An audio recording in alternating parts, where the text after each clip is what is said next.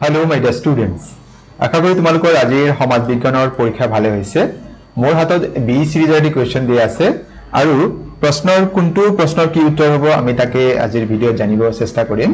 তোমালোকে সম্পূৰ্ণকৈ ভিডিঅ'টি চাবা। ইয়াৰ প্ৰথম প্ৰশ্ন দি আছিল আমাৰ মেটচিং কৰিব লাগে। ইয়াৰ প্ৰথম যেটো প্ৰশ্ন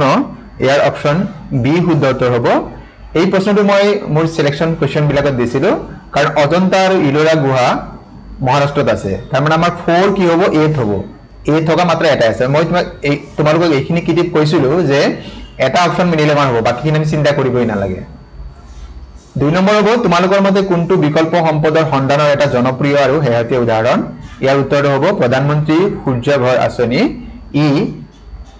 বিকল্প সম্পদৰ সন্ধানৰ এটা হেহতীয়া আৰু জনপ্ৰিয় উদাহৰণ।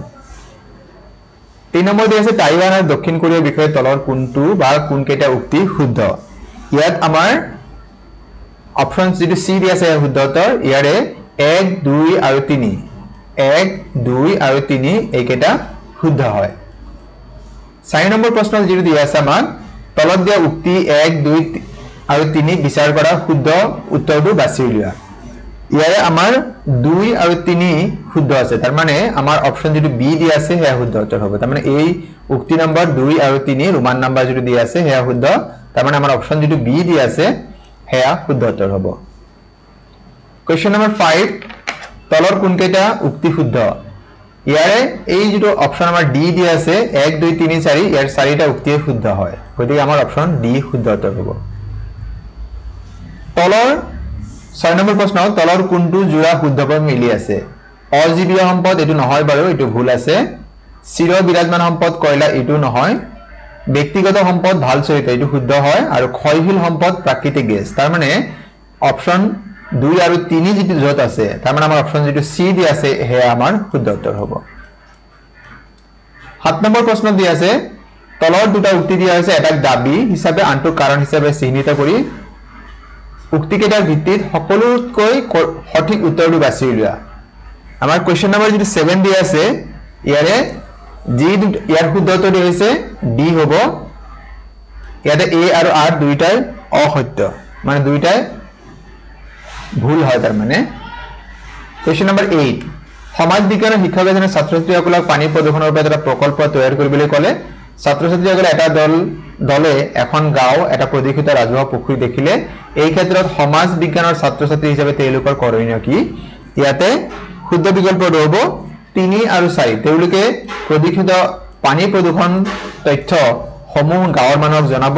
আৰু সমাজ বিজ্ঞানৰ শিক্ষকৰ হয় তেওঁলোকে গাঁওবাসীক পুখুৰীটো পৰিষ্কাৰ কৰাত সহায় কৰিব আৰু সজাগতাৰ বাবে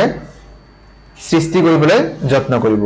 তাৰ মানে আমাৰ 3 আৰু 4 যেটোত আছে তাৰ মানে অপচন ডি যেটো দিয়া আছে হেতু শুদ্ধ উত্তৰ হ'ব।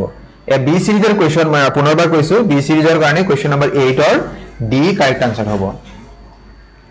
কোৱেশ্চন নম্বৰ 9 তলত দিয়া গেছ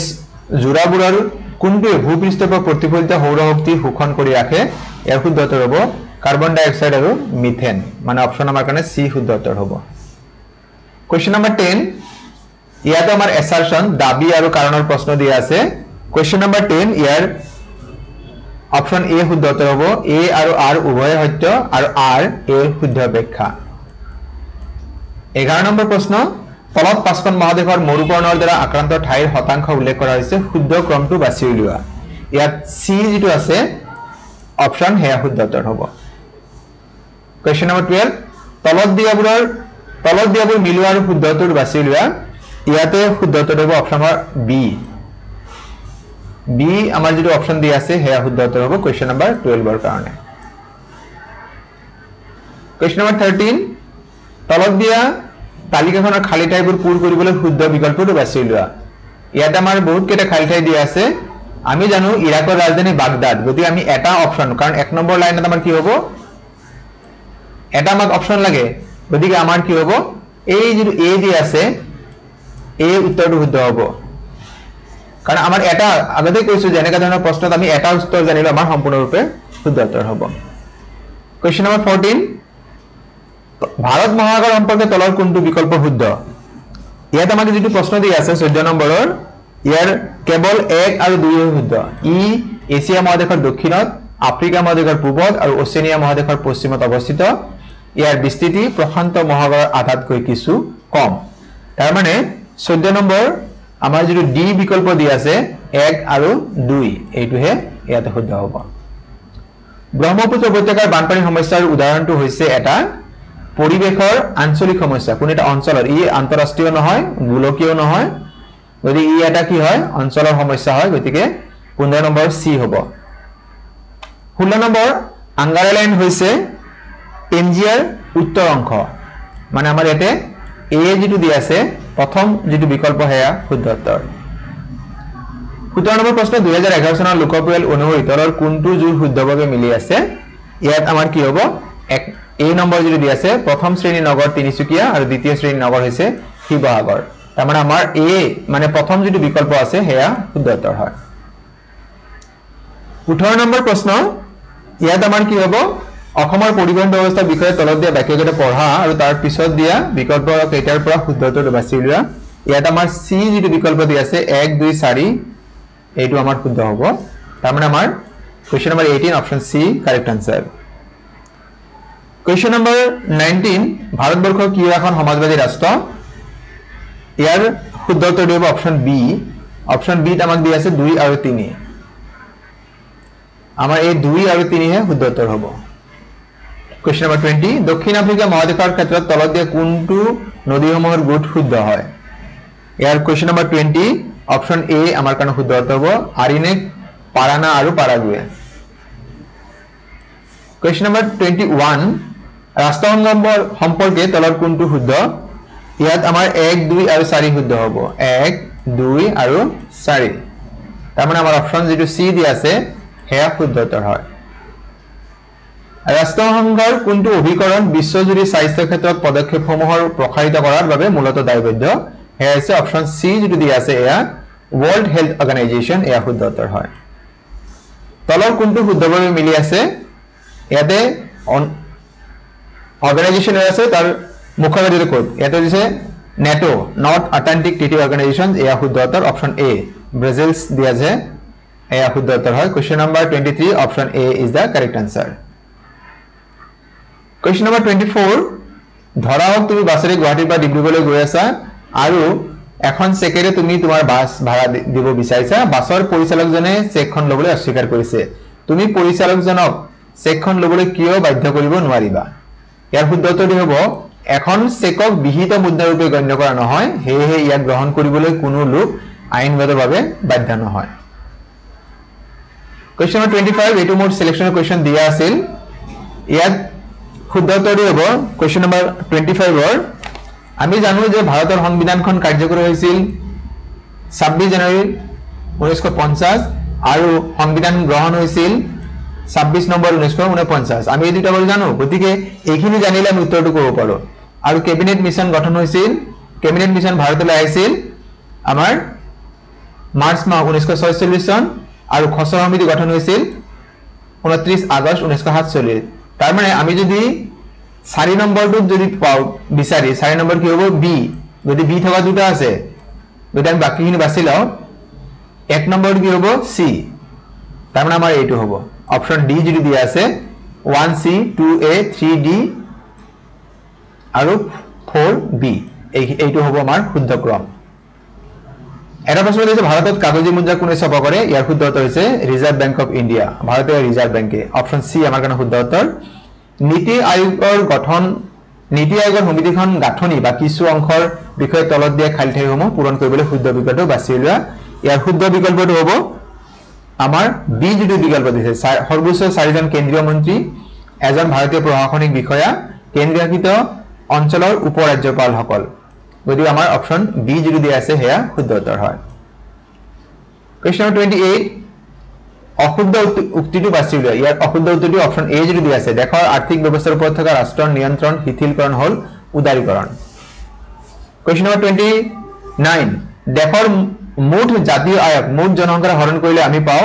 এটো হৈছে জনমূৰি আয় পাৰ ক্যাপিটা ইনকাম কলা ধন সম্পৰ্কে শুদ্ধ উক্তিকেইটা বাছি উলিওৱা